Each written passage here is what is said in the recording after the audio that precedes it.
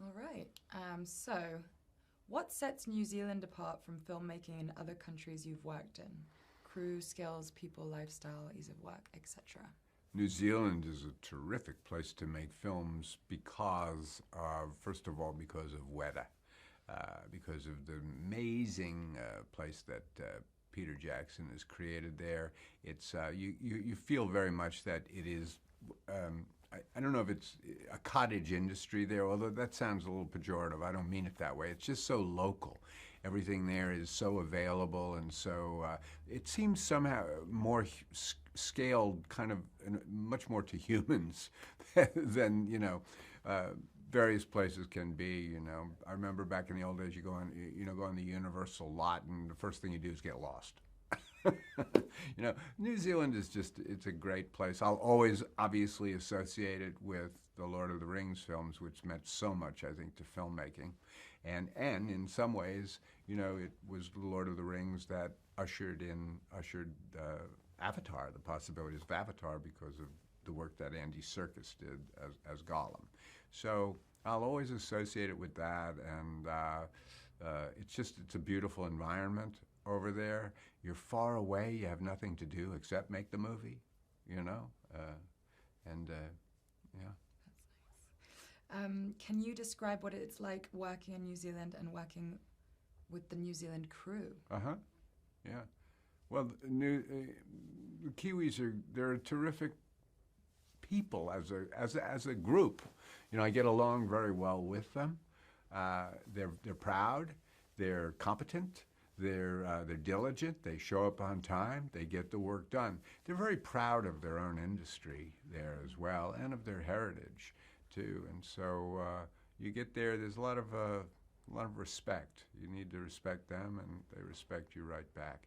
And they're low key. They're not nearly as a people, and I don't mean to profile people as a people, but they're not as kind of blatantly aggressive, I think, as perhaps we are as Americans. So when you get there, you can kind of lighten up just a little bit, it seems to me. Great. Okay, so at what point did you and Jim first discuss the idea of your returning to play an important role in The Way of Water and the subsequent Avatar sequels, and were you surprised to be back from the dead? I was alerted to the fact that my character would be coming back as early as 2007, even while we were making the original Avatar. If I had not perhaps accomplished the role, he might have rethought that. But the truth of the matter was, I think that Quaritch came out very well, and we enjoyed working together, and more importantly, he enjoyed working with me, I suppose. And so I was asked to return, and I think the main thing is that he really liked the character. He liked where the character had been and where the character could go.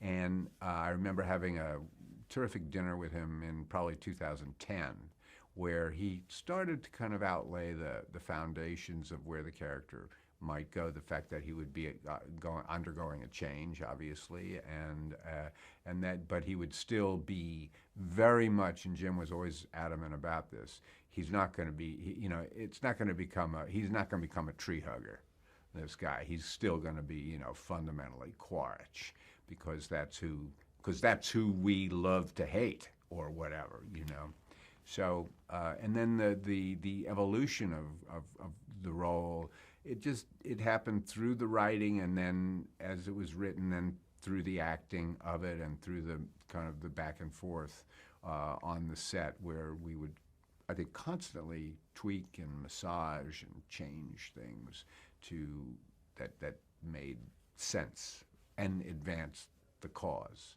of both the story and the character. How is this iteration of Quaritch different from the man we met in Avatar? Could you explain the idea of recombinant? Mm-hmm. And what can you tell us about Quaritch's relationship with the RDA? What about his relationship with the character of Spider? Mm-hmm. There's a number of things in there. Quaritch the new Quaritch, the reconstituted Quaritch, or not resurrected, he's really reconstituted. It is a new Quaritch, but there's a lot of the old Quaritch in him. There's still got the fire, he's still got the aggression, he's still got the singular vision that Quaritch had. But that has now been, I wouldn't say leavened, but it's combined in a way with this, with the way of Awa, with the way of water, with Pandora has gotten into his bloodstream. And that's going to have all kinds of repercussions on how he behaves, how he moves, how he thinks, how he feels, what does it do to his spirit. So those are all issues that I'm not going to answer because the answers are in the movie, some of them, and they're questions that will continue to be asked and answered as this saga, continues to progress. I think that his relationship with RDA is interesting. I think it's pretty cut and dried, in fact. I think that he was a contract player, as it were, for RDA. There came a time when he was mustered out of the military. He goes into kind of private practice, as it were, and his skill set is something that RDA can use.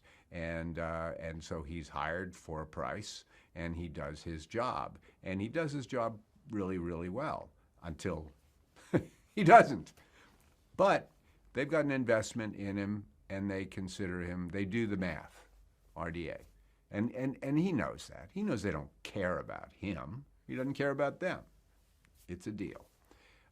But as the saga progresses, I think his relationship to RDA becomes more problematic, frankly.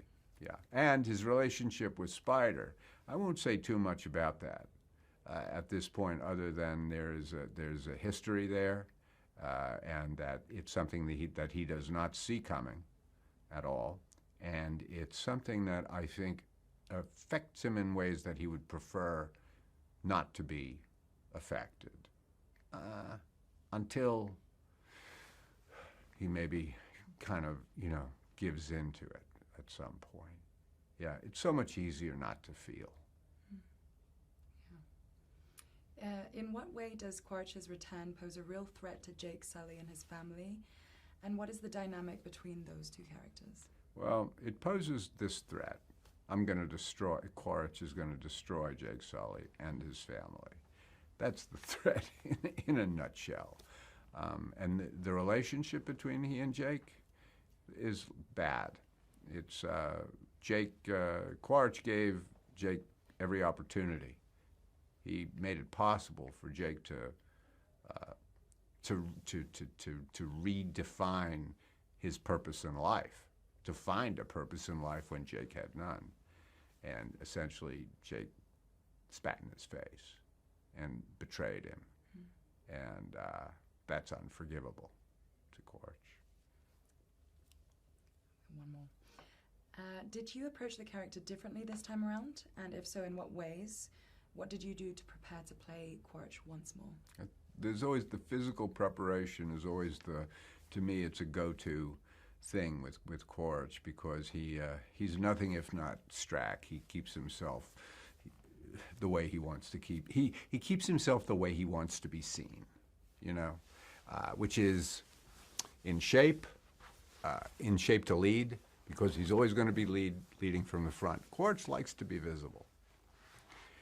So the preparation was very physical, of course, and then there's a lot of talking about the character, but in the end, the talk is just the talk. It's all about, you can talk and talk and talk and talk, but then you got to get on, you get on the stage and you start to explore. You start to kind of run your fingers through the dirt of the scene and try